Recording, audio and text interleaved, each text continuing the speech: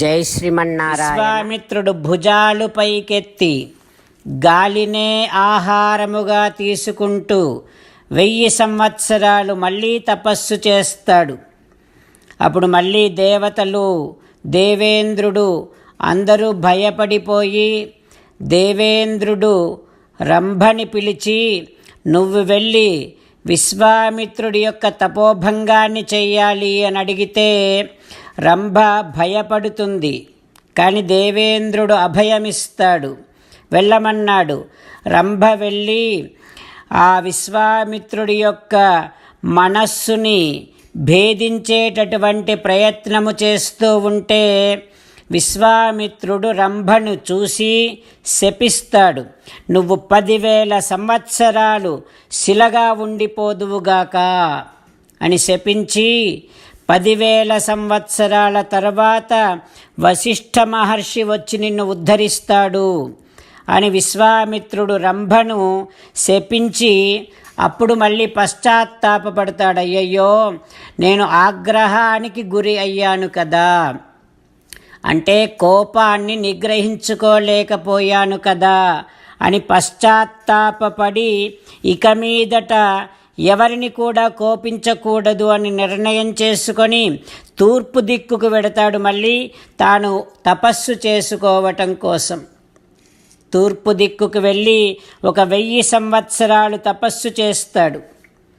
తపస్సు అంతా పూర్తయిన తర్వాత, దీక్ష పూర్తయిన తర్వాత, ఉపవాస దీక్ష పూర్తయిన తర్వాత ఒకనాడు ఇక భోజనము చేద్దామని తాను ఉపవాస దీక్షను విరమించాలి అని భోజనం చేసే సమయంలో దేవేంద్రుడు ఒక బ్రాహ్మణ వేషములో వచ్చి అన్నం అడుగుతాడన్నమాట, అన్నం పెట్టమని.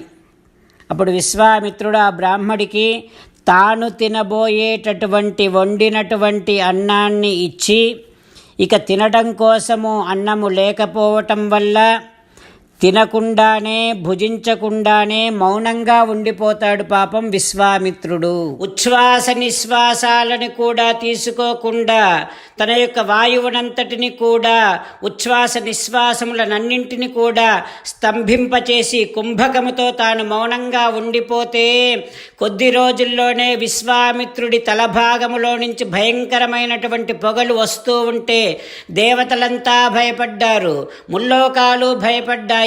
దేవతలు పరుగున వెళ్ళి బ్రహ్మగారితో చెబుతారు, ఓ దేవా బ్రహ్మ, విశ్వామిత్రుడిలో పాపము అంతా నశించిపోయింది, వెంటనే విశ్వామిత్రుడికి బ్రహ్మర్షిత్వాన్ని ఇవ్వండి, లేదా అతను సకల లోకాలని నాశనము చేస్తాడు అని దేవతలు భయపడుతూ బ్రహ్మని మొరపెట్టుకుంటే దేవతలతో పాటు చతుర్ముఖ బ్రహ్మ విశ్వామిత్రుడి దగ్గరికి వచ్చి, బ్రహ్మర్షయే స్వాగతంతే తపసాస్మా సుతోషితాః.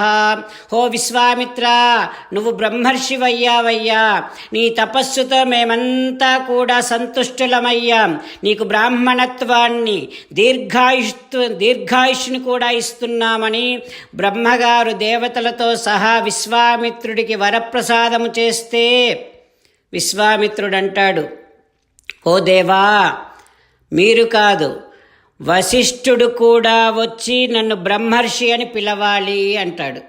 అప్పుడు దేవతలంతా వెళ్ళి వశిష్ఠ మహర్షిని ప్రార్థన చేస్తే వశిష్ఠ మహర్షి కూడా వచ్చి, ఓ విశ్వామిత్ర, నువ్వు బ్రహ్మర్షివి అయ్యావు, నీకు అన్ని రకాలైనటువంటి బ్రాహ్మణ అధికారాలన్నీ కూడా ఉన్నాయి అని నేను అంగీకరిస్తున్నాను అంటూ వశిష్ఠ మహర్షి విశ్వామిత్రుడిని బ్రహ్మర్షి అని పిలుస్తాడు.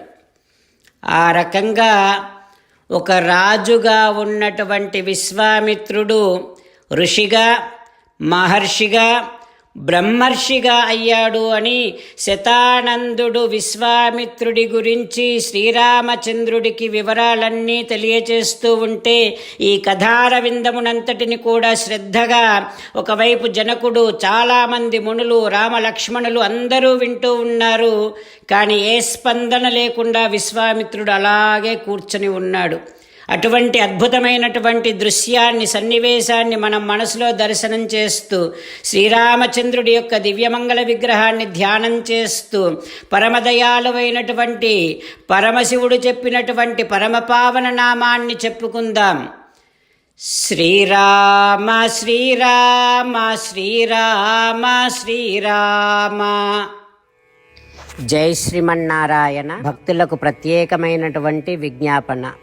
మీకు అన్ని విషయాలలో వెంటనే మంచి ఫలితాలు రావాలి అనంటే ప్రతిరోజు 1 నిమిషం వెచ్చించి నారాయణాస్త్రాన్ని చదవండి. ఇక మీకు తిరిగే ఉండదు.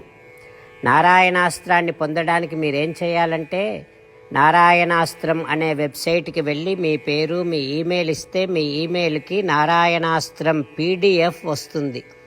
అందులో ఒక రామాయణ శ్లోకం, ఒక గీతా శ్లోకం, ఒక విష్ణునామం ఉంటాయి.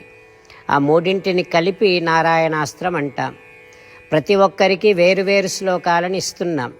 ఆ రకంగా ఎవరి శ్లోకాన్ని వారు ప్రతిరోజు తప్పనిసరిగా చదవటం వలన ప్రతిరోజు ప్రతి 24,000 భక్తులతో ఒకసారి సంపూర్ణ రామాయణ పారాయణ, 33 సార్లు శ్రీమద్ భగవద్గీత పారాయణ, 24 సార్లు శ్రీ విష్ణు సహస్రనామ స్తోత్ర పారాయణ జరుగుతుంది.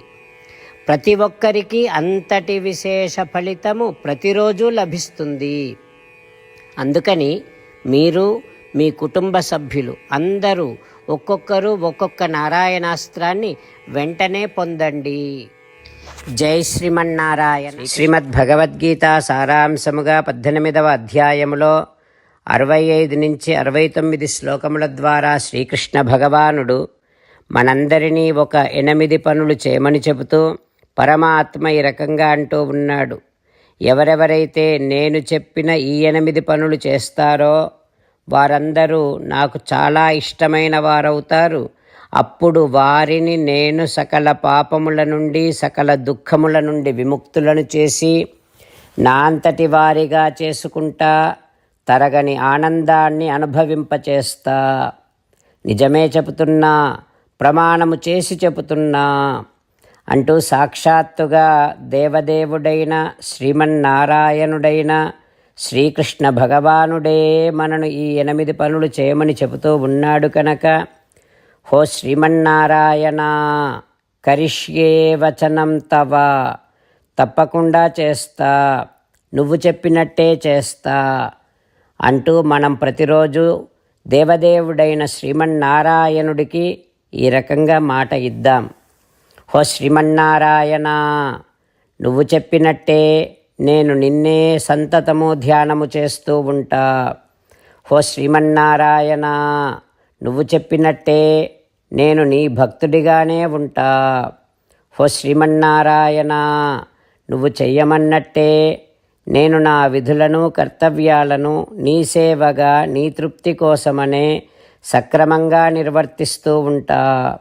హో శ్రీమన్నారాయణ, నువ్వు చెప్పినట్టే నేను నీవాడిని అనే మహావిశ్వాసాన్ని సంతతము కలిగి ఉంటూ నా హృదయములో నీకే నమస్కరిస్తూ ఉంటా.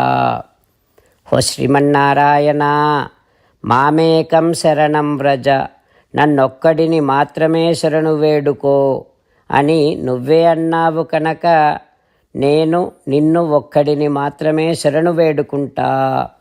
హో శ్రీమన్నారాయణ, మా శుచః, ఇక దుఃఖించకు అని నువ్వే నాకు భరోసా ఇస్తూ ఉన్నావు కనుక నేను ఇక దుఃఖించను. హో శ్రీమన్నారాయణ, నువ్వు చెప్పినట్టే నువ్వు నా కోసమని చెప్పిన శ్రీమద్భగవద్గీతను ఎప్పుడో ఒక్కసారి కాకుండా ప్రతిరోజు కనీసం 1 శ్లోకాన్నైనా అనుసంధానము చేస్తూ గీతోపదేశాన్ని జ్ఞాపకం చేసుకుంటూ ఉంటా. హో శ్రీమన్నారాయణ, నువ్వు చెప్పినట్టే నువ్వందరి కోసమని చెప్పిన శ్రీమద్భగవద్గీతను తెలియని భక్తులందరికీ తెలియచేసే నా వంతు ప్రయత్నాన్ని నిరంతరము కొనసాగిస్తూనే ఉంటా. హో శ్రీమన్నారాయణ, నేను నువ్వు చెప్పినట్టే చేస్తా, నీకు నచ్చినట్టే ప్రవర్తిస్తా, నీకోసమే పని చేస్తూ ఉంటా. కరిష్యే వచనం తవ. సర్వం శ్రీకృష్ణార్పణమస్తు. జై శ్రీమన్నారాయణ.